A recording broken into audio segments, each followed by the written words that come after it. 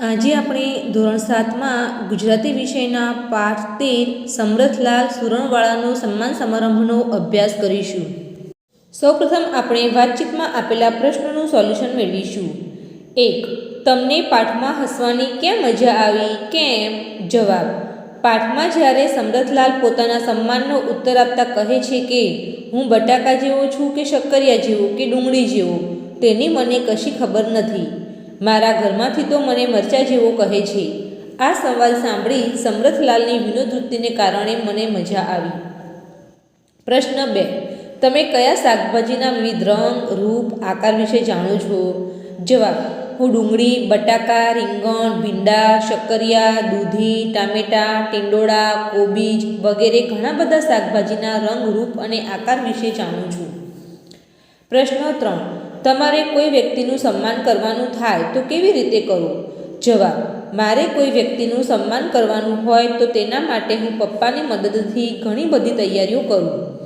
જેમ કે સન્માનનો દિવસ નક્કી કરી તે દિવસ માટે એક સારો હોલ બુક કરાવું, સ્ટેજ ઉપર સન્માનિત વ્યક્તિનું નામ તેમજ ફોટા સાથે સિદ્ધિઓ જણાવું, સ્ટેજ પર અને તેની ફરતે ફૂલોનું સુંદર ડેકોરેશન કરાવવું, તેમનું સન્માન કરવા અમારા વિસ્તારના જાણીતા મહાનુભાવોને બોલાવવું અને તેમના હાથે શાલ ઓઢાડી મોમેન્ટો આપી તેમનું સન્માન કરાવવું, તેમની સિદ્ધિઓની માહિતી બધા મહેમાનોને મળી રહે તેવું સુંદર ભાષણ તૈયાર કરવું.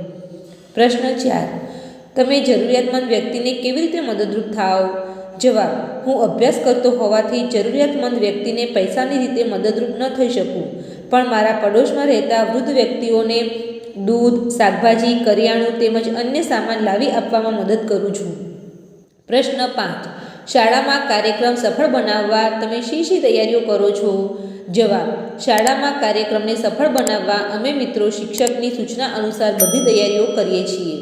જેમ કે સ્ટેજ પર બેનર લગાવવું, સ્ટેજ પર અને સ્ટેજની સામેની બાજુ બેઠક વ્યવસ્થા ગોઠવવી, સ્ટેજ પર ડેકોરેશન કરવું, કાર્યક્રમ દરમિયાન ગેરવ્યવસ્થા ન થાય તે જોવું, આવેલા મહેમાનો વિદ્યાર્થી મિત્રોને અગવડ ન પડે તેનું ધ્યાન રાખવું વગેરે. પ્રશ્ન 6. તમારા વિસ્તારમાં શાકભાજી કે ફળો વેચનાર કેવી રીતે સાદ પાડે છે તે બોલી બતાવો. જવાબ. અમારા વિસ્તારમાં શાકભાજી કે ફળો વેચનાર જે રીતે સાદ પાડે છે તેના અમુક ઉદાહરણો આ મુજબ છે. 1. ગરીબોની કસ્તુરી એવી ડુંગળી લઈ લો, ડુંગળી 40ની કિલો.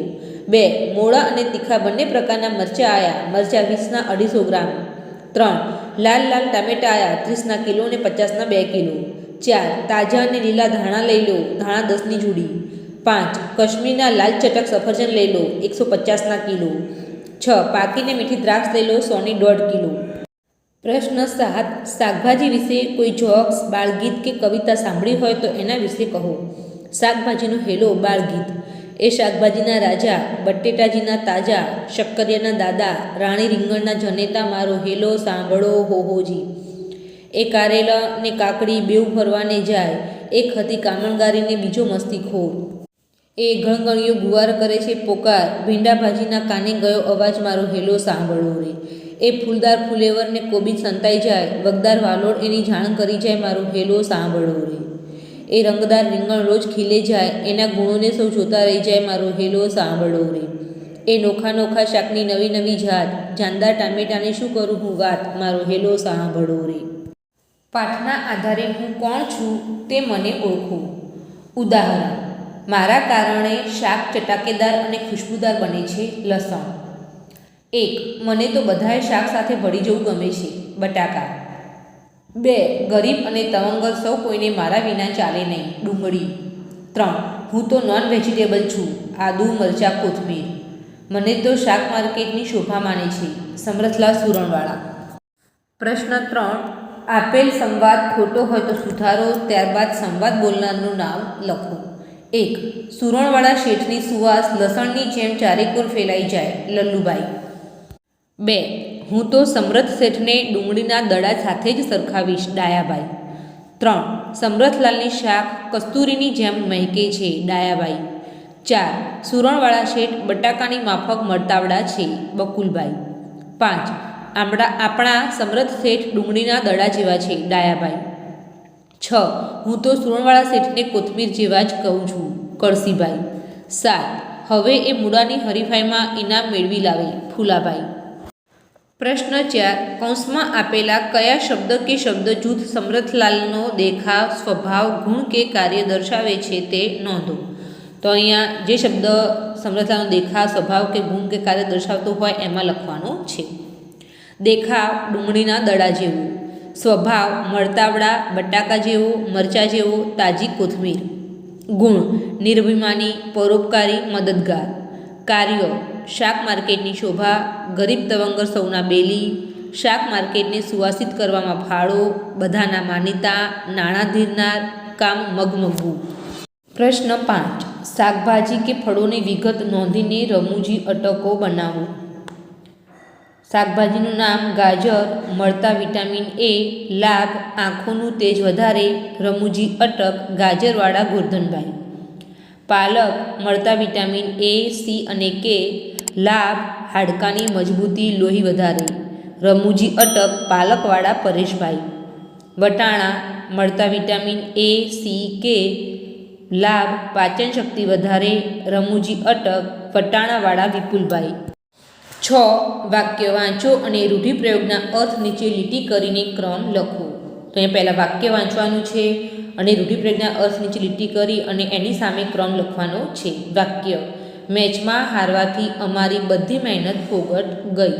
તો બધી મહેનત ફોગટ ગઈ એના જેવો રૂઢિપ્રયોગ છે દુનિયા ડૂલ થઈ જવી. નર રીંછ પોતાના બચ્ચા પ્રત્યે તીખો સ્વભાવ દાખવે છે. તો તીખો સ્વભાવ દાખવે છે એના જેવો અર્થ ધરાવતો રૂઢિપ્રયોગ છે મરચા જેવું હોવું.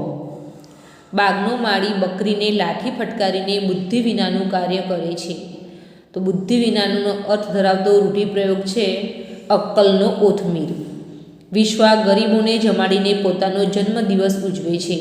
તો ગરીબોને જમાડીને અર્થ ધરાવતો રૂઢિપ્રયોગ છે રામ રોટલા આપવા. નીરજ ચોપરાએ ભાલા ફેંકમાં અગાઉની સિદ્ધિ કરતાં ચડિયાતી સિદ્ધિ મેળવી. તો ચડિયાતી સિદ્ધિ મેળવી એના જેવો અર્થ ધરાવતો રૂઢિપ્રયોગ છે વિક્રમ તોડવા. 7. પાઠના આધારે આપેલા શબ્દનો નજીકનો અર્થ આપી તે શબ્દોનો વાક્ય પ્રયોગ કરો. ઉદાહરણ: માર્કેટ એટલે બજાર. વાક્ય: હું નિયમિત રીતે માર્કેટમાંથી ઘર વપરાશની વસ્તુઓ લાવું છું. 1. શાખ એટલે પ્રતિષ્ઠા. વાક્ય: વડાપ્રધાનની શાખ બીજા દેશોમાં પણ હોય એ આપણા માટે ગૌરવની વાત છે. ધરખમ એટલે ઘણું મોટું. વાક્ય: શાળાના આચાર્યે ટ્રસ્ટીઓની મદદથી ધરખમ ફેરફારો કર્યા. મળતાવડા એટલે મિલનસાર. વાક્ય: સમાજમાં મળતાવડા માણસો સૌને પ્રિય હોય. 4. પરોપકાર એટલે બીજાનું ભલું કરનાર. વાક્ય: પરોપકાર ધર્મનું મૂળ છે, સમાજનો પ્રાણ છે. અપીલ એટલે આગ્રહભરી વિનંતી. વાક્ય: ગામના સાર્વજનિક કામો માટે સરપંચે સૌને અપીલ કરી. 8. આપેલા શબ્દોને ભાષાના લાગુ પડતા વિભાગમાં ગોઠવો. તો અહીંયા અંગ્રેજી અને ગુજરાતી બંનેના ભેગા શબ્દો આપેલા છે એ શબ્દો અલગ તારવવાના છે. ગુજરાતી શબ્દો: સ્પર્ધા, સન્માન, સુવાસ, અદ્ભુત, સ્વાદ, ડૂલ, કસ્તુરી, મગમગાટ, પંચકુટિયા, સ્વાદિષ્ટ, ધરખમ, પરોપકારી, તવંગર. અંગ્રેજી શબ્દો: stage, wholesale, mix, vegetable, family, market, minute, hall, loan. પ્રશ્ન 9. પાઠના આધારે શબ્દ જૂથોને ક્રમમાં ગોઠવીને સંવાદ તૈયાર કરો અને વર્ગમાં ભજવો. તો અહીંયા જે શબ્દ જૂથો આપેલા છે એને ક્રમમાં ગોઠવી અને સંવાદ રચવાનો છે. તો વિદ્યાર્થી મિત્રો, આ સંવાદ તમારે તમારી રીતે વર્ગમાં ભજવવાનો છે. 10. પ્રશ્નોના જવાબ લખો. પ્રશ્ન 1. સમરથલાલનું સન્માન શા માટે કરવામાં આવ્યું હશે? જવાબ: સમરથલાલ સુરણવાળાએ 3.5 હાથનું ગાજર ઉગાડીને અગાઉના બધા વિક્રમો તોડી નાખ્યા હતા. તેમને ગાજરની સ્પર્ધામાં સરકારી ઇનામ મળ્યું હોવાથી શાક માર્કેટના વેપારીઓએ સમરથલાલ સુરણવાળાનું ભવ્ય સન્માન કરવાનું નક્કી કર્યું. 2. ડાયાભાઈનું ભાષણ તમને ગમ્યું? કેમ? જવાબ: હા, ડાયાભાઈનું ભાષણ મને ગમ્યું કારણ કે તેમના ભાષણમાં કહ્યા મુજબ સમરથલાલ સુરણવાળા ડુંગળીના દડા જેવા છે. જેમ ડુંગળી ગરીબો માટે આશીર્વાદ છે, તેને ગરીબોની કસ્તુરી કહેવાય છે, તેમ સમરથલાલની શાખ કસ્તુરીની જેમ મહેકે છે. તેઓ ડુંગળીની જેમ ગરીબોની ઝૂંપડીમાં અને મિલ માલિકોના બંગલે જાય છે. તેમને કશી વાતનું અભિમાન નથી. તેઓ ડુંગળીની જેમ અનેક ઉપયોગમાં આવે તેવા પરોપકારી છે. ડાયાભાઈએ છેલ્લે કહ્યું કે તેઓ ડુંગળીની જેમ ગરીબ અને તવંગર સૌની સેવા કરતા રહેજો. પ્રશ્ન 3. આ એકમ વાંચતા તમને હસવું આવ્યું હતું? ક્યારે ક્યારે?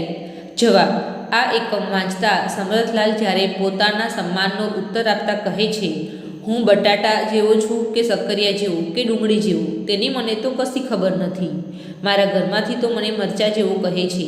આ સંવાદ વાંચતા સમરથલાલની વિનોદ વૃત્તિને કારણે મને હસવું આવ્યું હતું. 4. સમરથલાલના કુટુંબને વેજીટેબલ ફેમિલી શા માટે કહી હશે? જવાબ. સમરથલાલના દાદા સુરણનો, તેઓ પોતે ગાજરનો, તેમના જમાઈ જમરૂખનો, સાળા સક્કરિયાનો વેપાર કરતા હોવાથી તેઓના કુટુંબને વેજીટેબલ ફેમિલી કહી હશે. 11. જેને લિંગ સૂચક પ્રત્યય લાગ્યો હોય એવી 7 સંજ્ઞાઓ શોધીને લખો. પુલ્લિંગ ઓ પ્રત્યય: કામળો, દરિયો, અંગૂઠો, ચાબખો, ગોડલો, ફણગો. સ્ત્રીલિંગ ઈ પ્રત્યય: ખાંડણી, લંગોટી, ગાડી, નોકરી, ખજૂરી, વાડી. નપુંસકલિંગ ઉ કે ઉ પ્રત્યય: લીંબુ, જાંબુ, ગોદડું, માથું, છોકરું, પૂંઠું. 12. જેને લિંગ સૂચક પ્રત્યય ન લાગ્યું હોય એવી 3 લિંગની સંજ્ઞાઓની યાદી કરો. પુલ્લિંગ ઓ પ્રત્યય ન લાગ્યું હોય તેવી: મોર, પર્વત, સંબંધ, કાચ, લાડુ, પ્રશ્ન, પત્ર, પથ્થર, પવન, પ્રકાશ. સ્ત્રીલિંગ ઈ પ્રત્યય ન લાગ્યો હોય તેવી: રાત, બેઠક, ભૂખ, ઊંઘ, કમાલ, સોડમ, છાશ, ધૂળ, આળસ.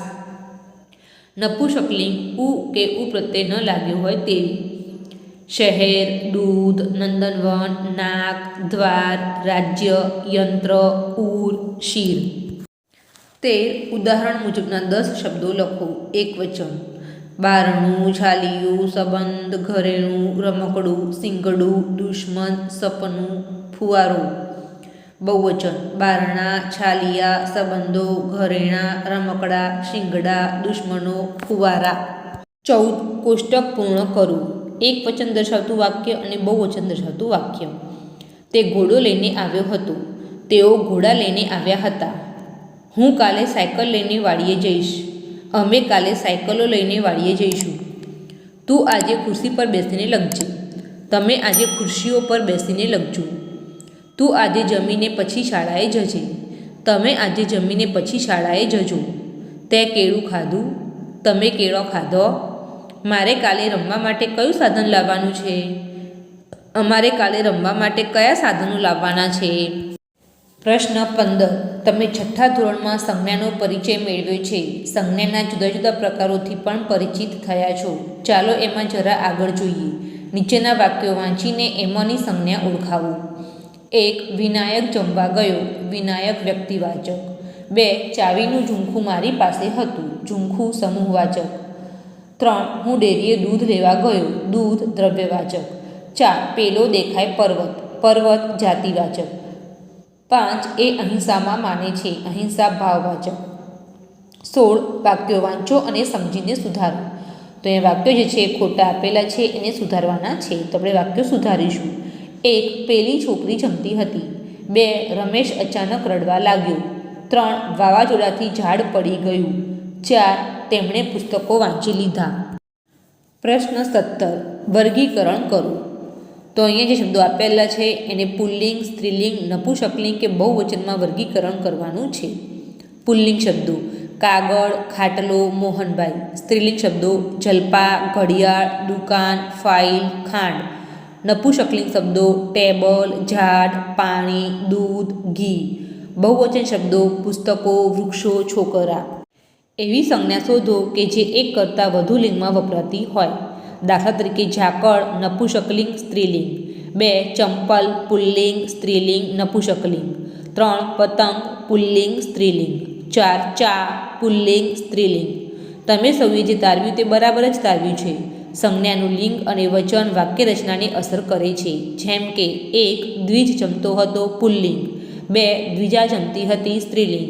3. છોકરું જમતું હતું નપુંસકલિંગ. 4. ખેતરમાં આંબો હતો એકવચન. 5. ખેતરમાં આંબા હતા બહુવચન. જો તમને મારો આ વિડીયો ગમ્યો હોય તો એને લાઇક, શેર અને સબસ્ક્રાઈબ કરવાનું ભૂલતા નહીં. તો આવા નવા વિડીયો મેળવતા રહો અને જોતા રહો. Thank you.